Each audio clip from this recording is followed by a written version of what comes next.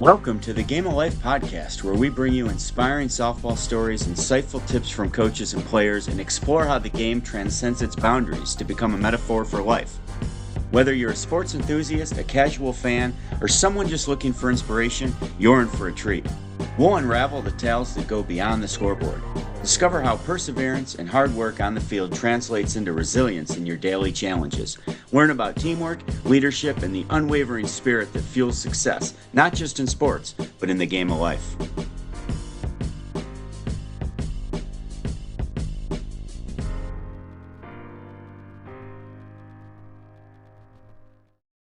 Hey everyone, welcome back to another episode of the Game of Life.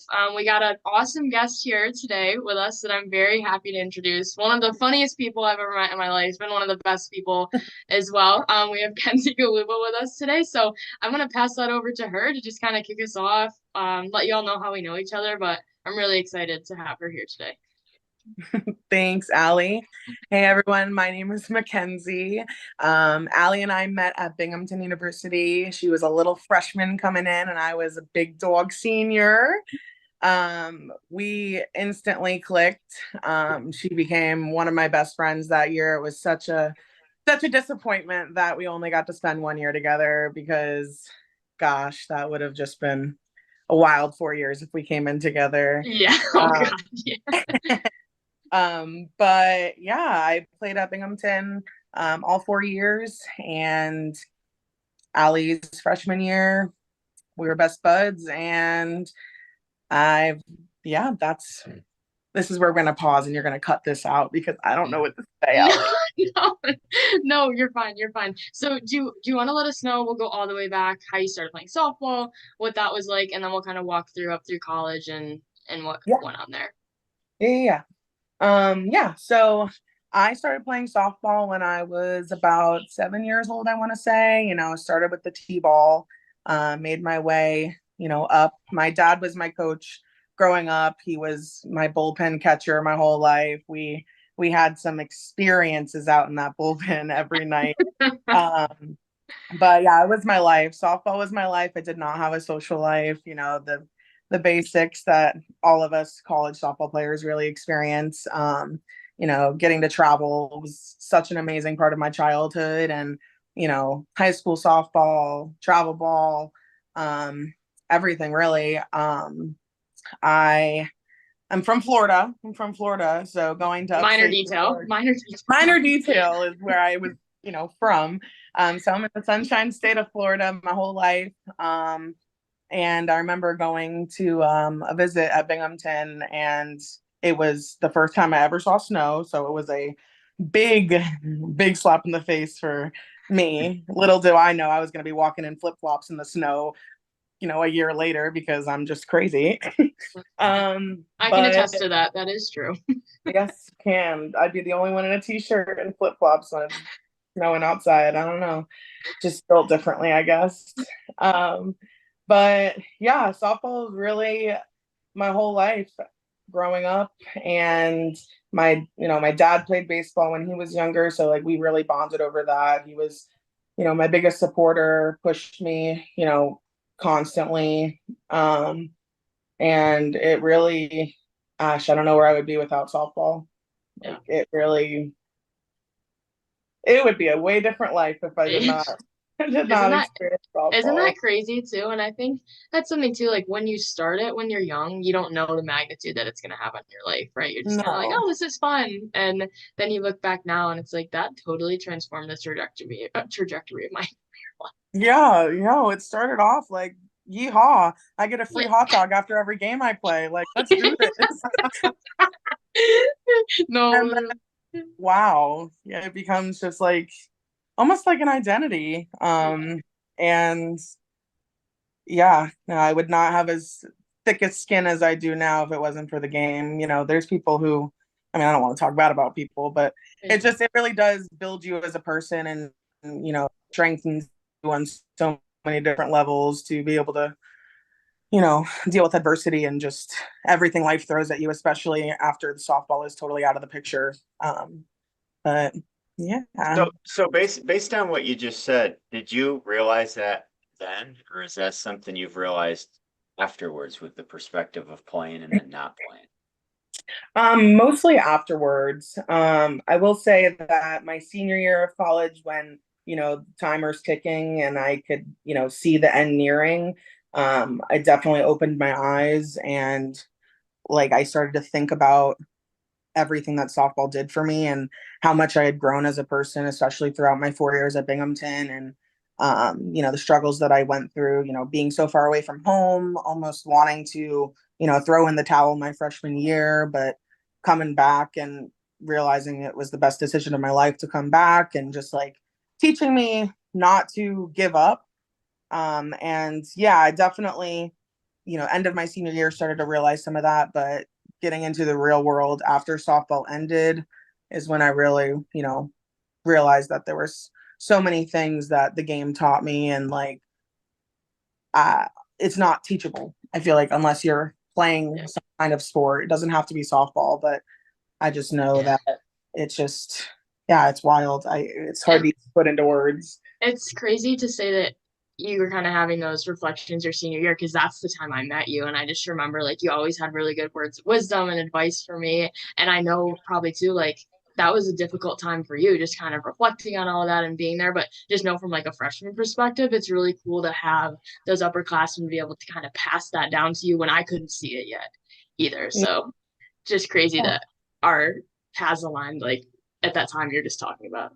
It's cool. Yeah, no, that is crazy, especially because it didn't feel like that at the time. Like it didn't feel like I had words of wisdom. I felt like, oh crap, I'm about to enter a whole new part of life that I am so scared of and don't know what's to come.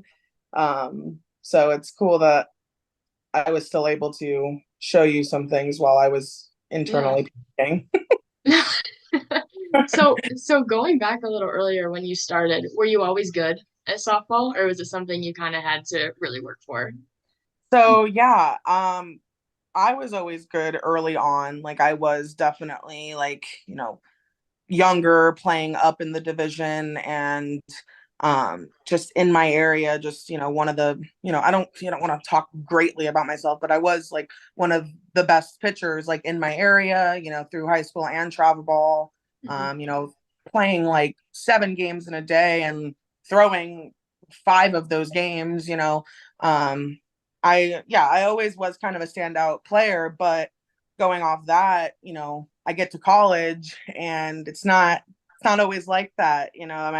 My college experience was a lot different than my, adolescent experience. You're not the best when you get to college anymore. You're playing with the best of the best, and that's where you have to kind of mold into a new role. You're not the starter. You're not the MVP. I was the MVP of my high school team every year. Like, and you're not, you don't always.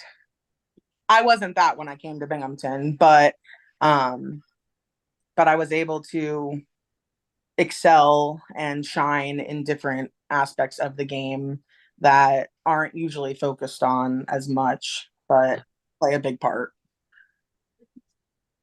So when did you well, not when did you realize that? How you obviously accepted that. So what was the thought process? You said you almost didn't come back your sophomore year. Was that part of it? Like just all the adaptations? Um, a little bit, but mostly it wasn't coming back my sophomore year. It was actually in the middle, but before Oh spring wow. even. So I think not wanting to come back came from more so being away from home and my class being so small with just me and Allie Pritchard, um, really struggling to fit in with an already established team. And trying to, on top of that, college classes and trying to, yeah, fit into a team who was didn't really lose it. They lost one person before my class came in. That was a senior class of one, and then 2 newbies came in, and it was just a lot. And not that the team was amazing. Obviously, they weren't like, I mean, I'm best friends with some of the people on that team still to this day. So it wasn't like we were treated badly, but it was just an adjustment. And obviously fall practices and conditioning and everything. It was just tough. And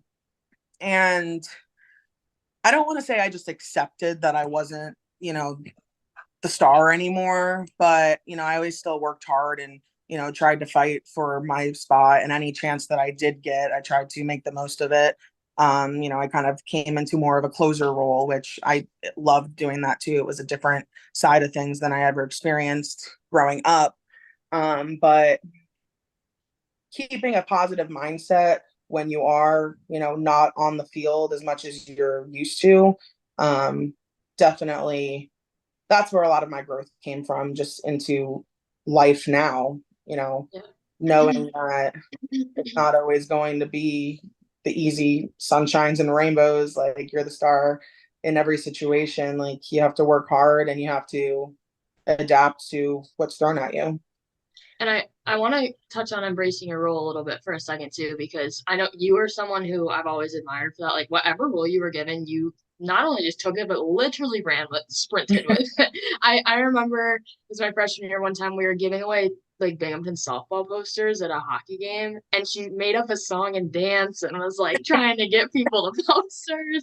I'm like, talk about embracing your role. I'm curious your mindset or what advice you have for other people, because I think it's kind of a disconnect, right? No one's ever complacent with not having the role that they want, but at some point you just got to say, all right, well, this is what I've been given, so let me make the most of this. And I think sometimes that's confused with, oh, I'm fine where I'm at. Like, I'm not upset that I'm not starting. I'm not upset I didn't get this job.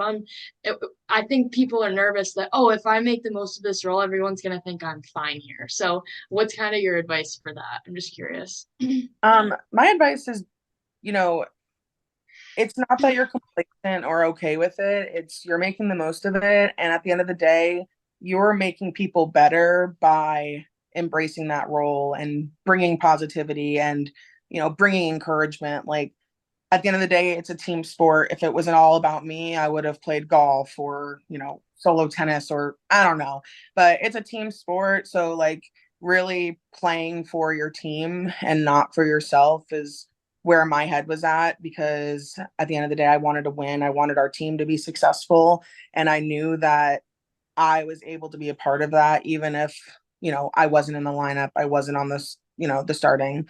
So just yeah, just like being excited. Like I still was like, I am here. I'm on a Division 1 softball team. I'm a part of this team and I am in control of how I want to make the most of that. And, you know, having the energy in the dugout and celebrating the little things and getting hyped for my teammates when they kick butt, like is awesome. And then when I have my opportunity to be on the field, like as well, like, staying in the zone on that and having that same energy when I'm on the field, it just, I don't know, it just something clicked, and the success of my teammates felt just as good as the success as my individual game. Yeah. And do you think gratitude plays a big part in that too? Because I remember times too early on in, my collegiate career when I was embracing the role that I had, and I just was happy to, like, I was grateful to be there. And times that I wasn't where I wanted, like you said, I'm on a Division 1 softball team. Look at this awesome stadium I'm playing. Look at these awesome people I'm surrounded by. Look at this awesome opportunity that I was given. And it's hard to be selfish or upset when you're grateful, I Yeah, think. 1,000%. Because, even now, like I don't reflect back to my time at Binghamton and wish anything differently. Like I could have went to a different school, maybe a smaller division, and I could have been that star, but I don't ever wish that. Like I'm super, super grateful for the opportunity I had at Binghamton, for the people that I met, for the coaches that I had. Like I am like there wasn't a single game that I regretted being there. I was, so happy and so thankful to be in that moment, every moment, and just be a part of something super special, because I feel like our team really was special. And, I was never part of a team that, won our conference, got to move on, to the next stage of, the tournament and whatnot. But we had some great times, a great ride, and I'm very, very blessed to have been a part of that Yeah. era. Yeah. Yeah. You guys both have a lot in common in that. I mean, well, everybody that goes to college was probably the best or one of the best in high school, correct? Like we talked Yeah. about. It goes one of two ways when you get to college, right? You keep working your butt off. You may get a role, you may get this role or that role. You could transfer now very easily. Yeah. But listening to you, uh, when you're in high school, it's always the end result that you can take so much pride in because you're really good. And I think that the more you do in life, true happiness, Allie always hears me talk about this, comes from enjoying every step of the journey, not just thinking you have to get to some destination because you might Mhm. not get there. It might be a different destination. But when you guys appreciate every step along the way, and sometimes that's through perspective, that's why I said early on, you seem happy. And that's I mean, from what I knew about you when I watched you play, I was like, who's this crazy lady? Ellie goes, "Oh, that's one of my best friends." I'm like, "What?" So, I know so I every should. Kenzie and I had very different personalities, and when people found out we're close, they're like, "Wait, what?" I'm like, yeah, Yeah, we hang out all the it's time. But it's definitely an neat hearing it's neat exciting. hearing you say this. It's neat hearing you say this because on the outside, it always looked like you were enjoying your journey, and I don't think you could fake it. Like you were, I think you'd have to fake it all the time. It seemed authentic and genuine. That's all. It 100% was. It was. I had a blast. It was so fun. It wasn't faking it at all. I mean, I'm not saying every day I woke up freaking peaches and cream, Wow. Yeah. but but yeah, no, it was definitely not faking it. I really, really thoroughly enjoyed it, and yeah, I want to see more people out there dancing on the sidelines like I was. Like, come on, like you're out there. I go to my dad's high school games now, and it's not the same. And I'm just like, gosh, what I would do to get my feet back on that ground and do cartwheels down freaking the foul line. Come on now. Kenzie would, and I know my dad saw this from the stands perspective, but she'd come out of the dugout and click everybody into the roller coaster seats, and then we'd all be on the roller coaster. It was awesome.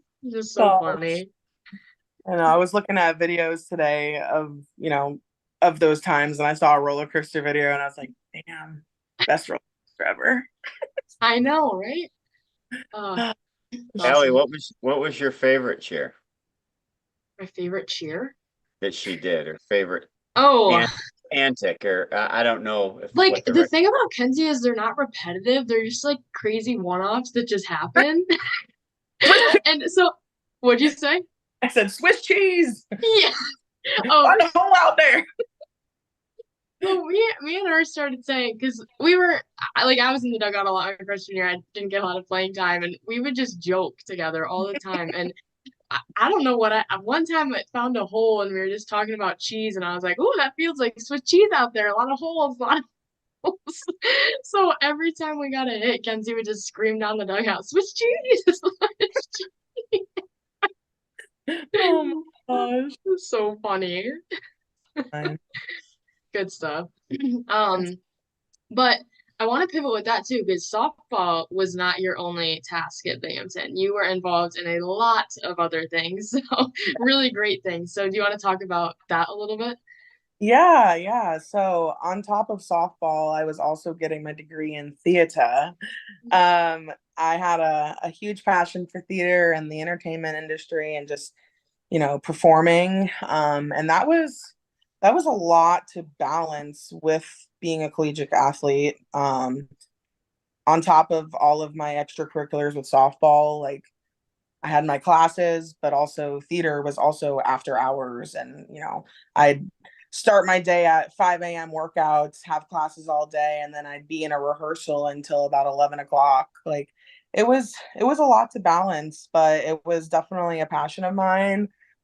Something that I really loved, and I wish I could have done more of. I wish there were more hours in the day because, the spring season I didn't get to do much as far as theater goes because traveling so much with softball was kind of impossible. But the times that I did get to, in my senior year, senior spring, I missed a couple games so that I was able to do both because it was my last opportunity. And yeah, it was, always do what you're passionate about. There's always a way to follow your heart and do what you love. And um, I've done a little bit with theater outside of school, but I have, my my life plans did pivot a little bit. I'm not in like a degree, like a career with theater right now, but it's still, one of my passions, and I'm still young, and hopefully one day I will end up experiencing that again somehow, some way.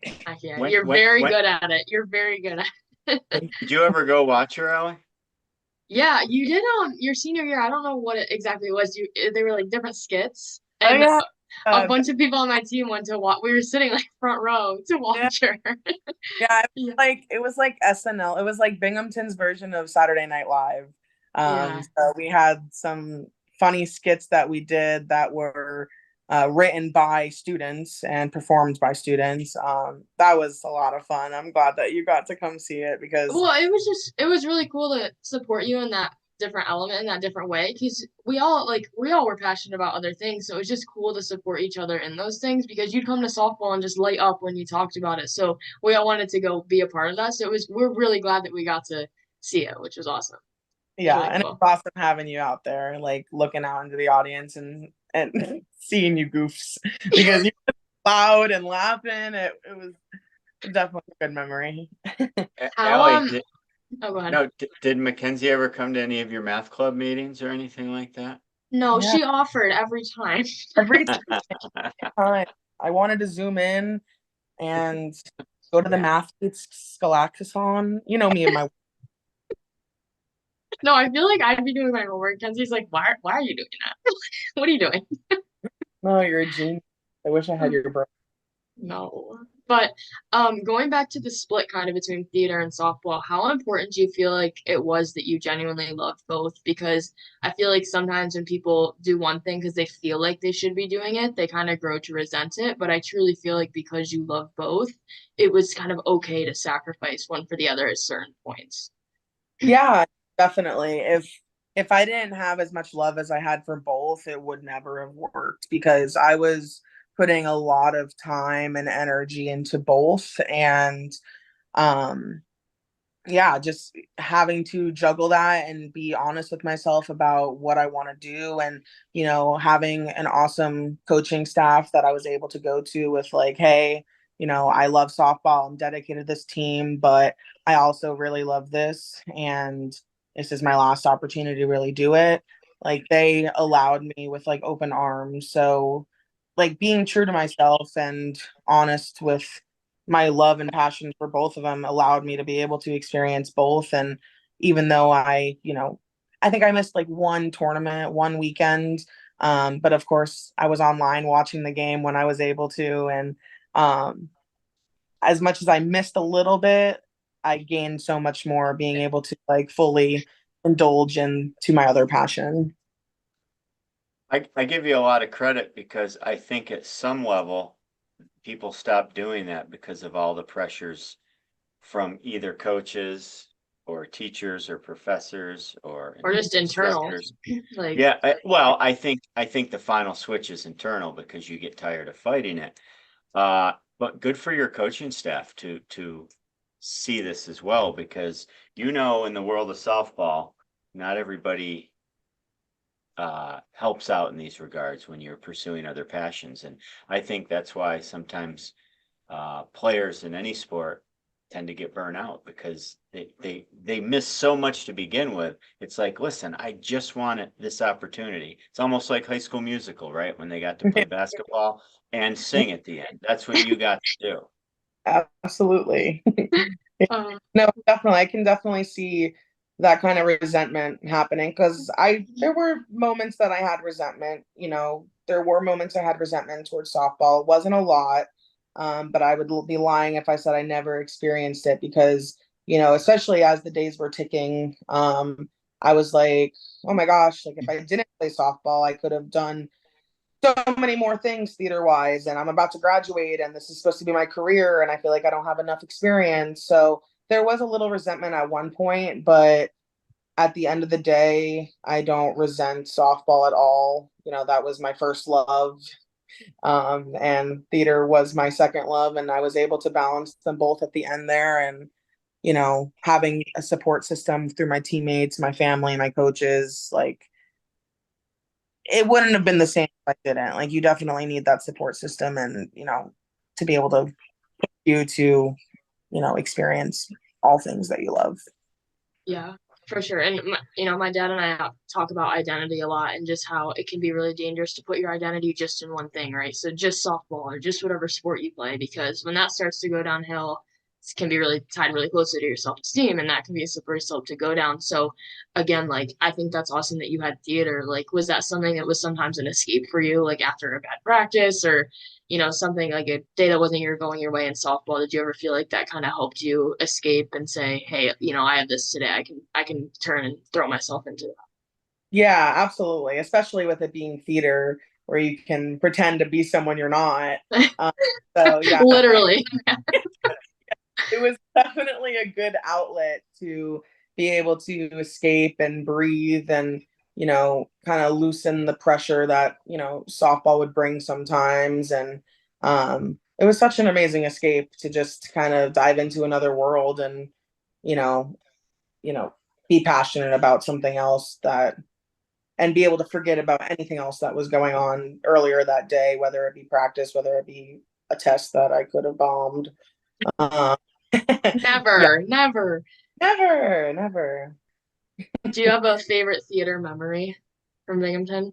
Theater memory. Um, it probably would have been the Binghamton Night Live that you got to. Really? Yeah, it was a lot of fun. And the people I met a lot of great people, hilarious people, and like it was it was more like you got to let loose. It wasn't like, I'm in this play, gotta memorize my, like gotta get the lines right, have XYZ amount of shows. Like it was more like, let's have fun. We can just let loose and it wasn't as serious. So I'd probably say that or my senior year when I was a stage manager for one of the shows. So like on the other side of acting on stage, I also did like the tech stuff and stage managing behind the scenes, lights, cameras, action, it and exploring that part was really fun, which actually at my church right now I joined the production team, so I'm doing like lights for the services and all. So That's that cool. yeah, so it's been really exciting. Today was like my second day doing it, so I'm really excited to do it more and be able to kind of dive into my theater outlet in a way. That's really cool. I'm happy for you. That's awesome. Thanks. When did you sleep in college? She didn't. we oh gosh, no, I really feel like I slept from like midnight to 4:30. Like that was like my schedule. And nowadays, and like okay, and like on top of that, like when we would have the occasional night we'd go out, when I was 21, of course.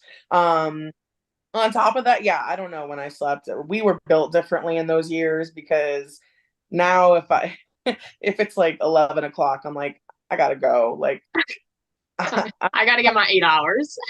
I'm like borderline narcoleptic now because like yeah, I need my sleep. Oh my gosh. I mean, we used to walk into the locker room in the craziest outfits in the morning for Kenzie specifically. Yeah, absolutely. Whatever Like, I can. what are you wearing? America's Next Top Model. So Oh, awesome. So cool. Makenzie, if you saw a seventh, eighth grade girl, we'll say softball player that was realizes now, wow, I'm pretty good in this game. I love the game. I want to keep pursuing the game. What advice would you give her? I would I would give her the advice to continue to work hard, always know that there's someone else out there that's better than you. Because just because who you're surrounded by right now doesn't mean there's not people everywhere that are 1,000 times better than you are. So keep working hard, um, and also find other things in life that make you happy because softball is temporary. And give 100% of yourself to softball, but also give 100% of yourself to the other things in life that bring you joy because it's a really scary life out there once you lose something that was such a big part of your life. So having some other things to fall back on, not fall back on, but still Lean have, into, yeah. yeah, is really important because, yeah, because you just can get lost if you don't have it anymore. So work hard and do what you love. Well, so speaking of that too, I want to pivot into, I know you hinted at the beginning that you feel like softball instilled a lot of traits in you that have helped you, after your post or you're in your post softball life. So I'm curious kind of what those are. Um, those things would be, resilience and, taking the hard things that life throws at you and maintaining a positive attitude with it. It's really easy to get down in the dumps and negative and, you know, I feel like softball, it taught us not to give up. And, right now, like the job that I'm at has been a lot. It's been very stressful. It's had a lot of, responsibility with it. And um, I put a lot of hours in, I'm there early, I stay late, and I don't complain about it. And I feel like I'm surrounded by a lot of people who do complain. And I feel like working hard through softball, like, taught me that's what I have to do in life. You got to work hard, keep a good attitude, and you will see good results. You will be rewarded for your hard work. And um, yeah, that's kind of No, I, thing. I I think that's a good one too. And I think a big misconception is when people say, "Oh, be positive." Like people think you mean, "Oh, sunshine and rainbows," and it's all surface level. But I think being positive is really a lot more than that. It's just, okay, like something's happened to me or something's going on. I can respond to it in a few different ways, and I'm going to choose one that's going to benefit me and the most people around me. It's not just fake, oh, yeah, it's all good. You got it. We got it. Like, that's not what being positive is. And I think a lot of people kind of associate positivity with just that surface level, like, hoorah, Yeah, sort of mindset.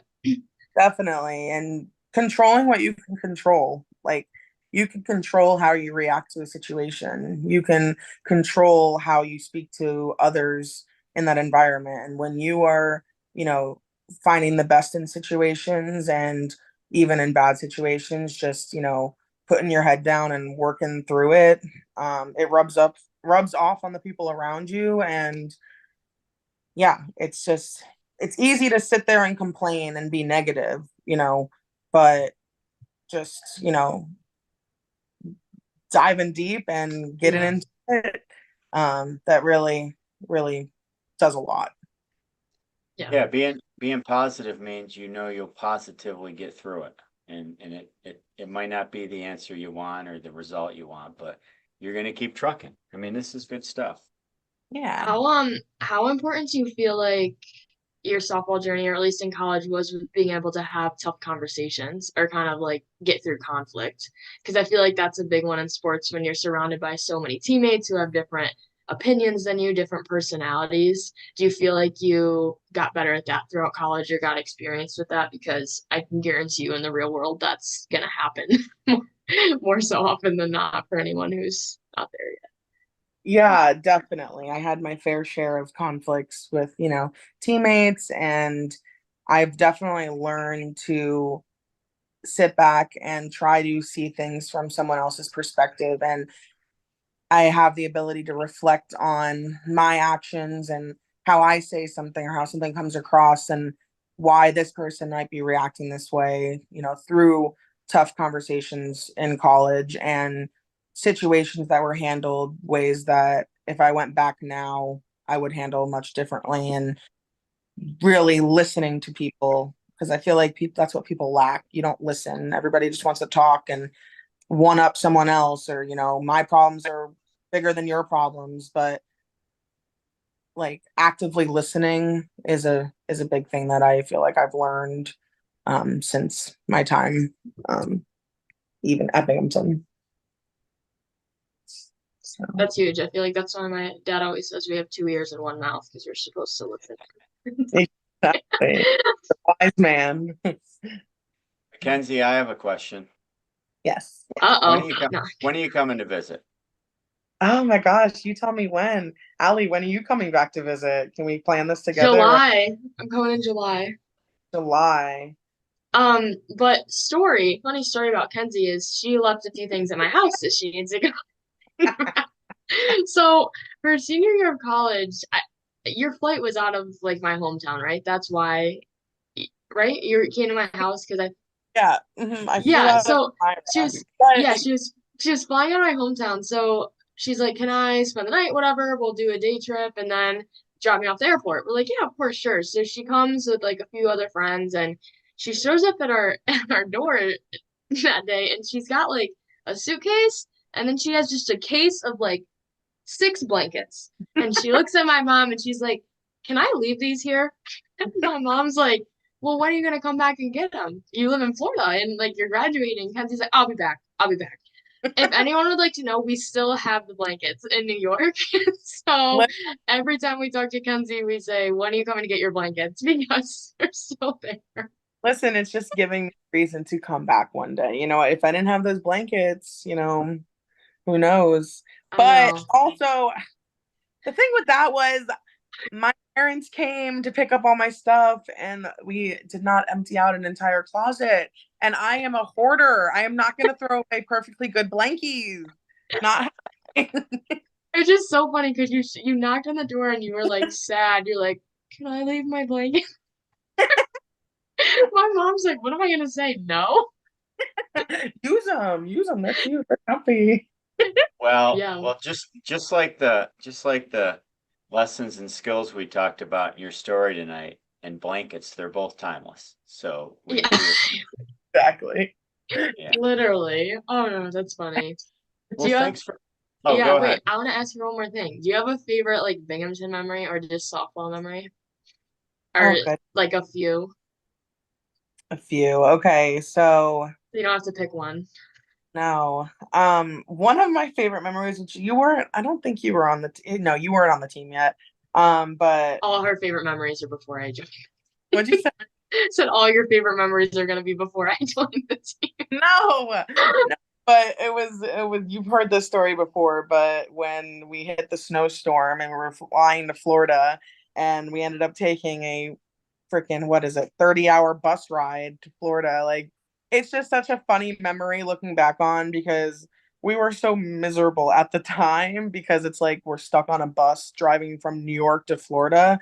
But it was like we hit our delirious moments and it's just so funny to look back on. So that's one of my favorite memories.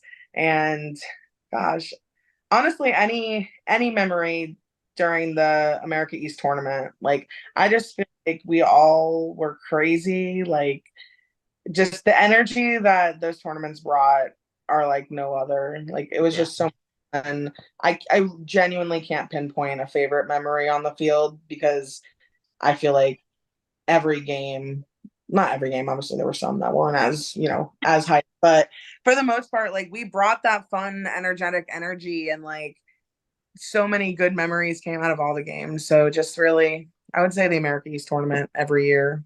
yeah, And yeah, yeah. they're special for sure. That's awesome. Mhm. I feel like a lot of you athletes, when you're done playing, your best memories are just when you were with teammates. Yeah, For sure. And absolutely. that's always a common theme, you know, and even if you don't realize it at the time, that's the whole Yeah, point of playing a team sport, really. So Yeah. yeah, Yeah. Really, you don't really remember the outcomes of the games. You just remember the silly moments and yeah, the people. So yeah, got some good this was people.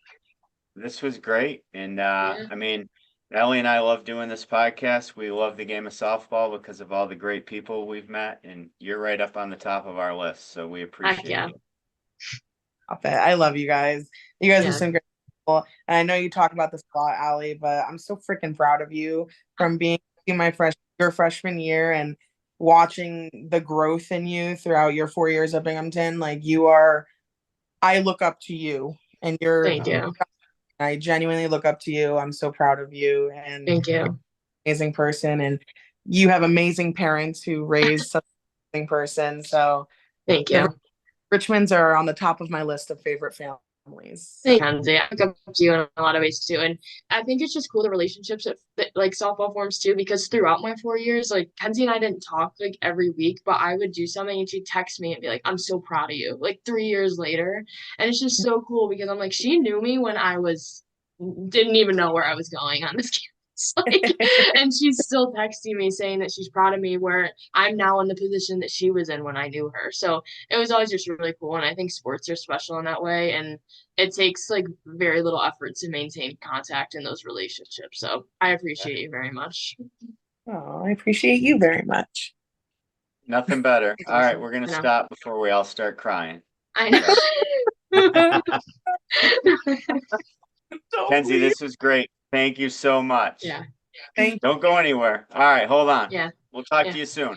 Yeah. All right. Thanks, everyone. Bye.